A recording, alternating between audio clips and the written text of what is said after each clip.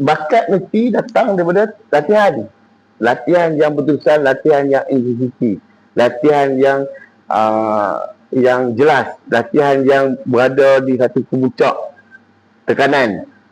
Sebab ada latihan yang mudah, ada latihan yang tekanan yang tinggi. Kena faham. Bakat tu akan datang. So kita boleh nilai, dan bakat tu akan datang. So kalau kita bukan siapa-siapa lagi, belum pergi ke mana-mana lagi, sabar dengan latihan. Dekat atas pun dia akan drop. Sebab umur-umur yang macam ni, kena ingat satu perkara. Yang saya paling takut sekali adalah kecederaan. Umur-umur yang macam ni, kecederaan yang akan mengganggu dia orang untuk naik. Walaupun dah naik, dah wakil negeri, dah wakil apa, kecederaan akan mengganggu dia orang. Orang yang bawah ni, dia akan train sini, dia akan potong. So, sabar. Tidak ada satu jaminan pun player ni akan wakil Malaysia, yang berjaya wakil Malaysia. So, kena training berterusan. Dan kalau kita rasa kita ada player yang hebat, kita boleh bawa player ni bawa ke atas. Kita boleh tunjuk. So, dia tunjuk, tengok dia main. Kita boleh bawa, tak masalah. InsyaAllah. Sebab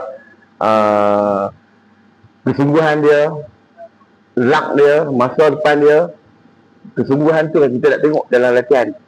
Latihan-latihan. Tiga player kita bawa ke atas, latihan di sisi dia tak sampai. Nampak macam boleh main kat bawah, tapi kat atas dia tak sampai.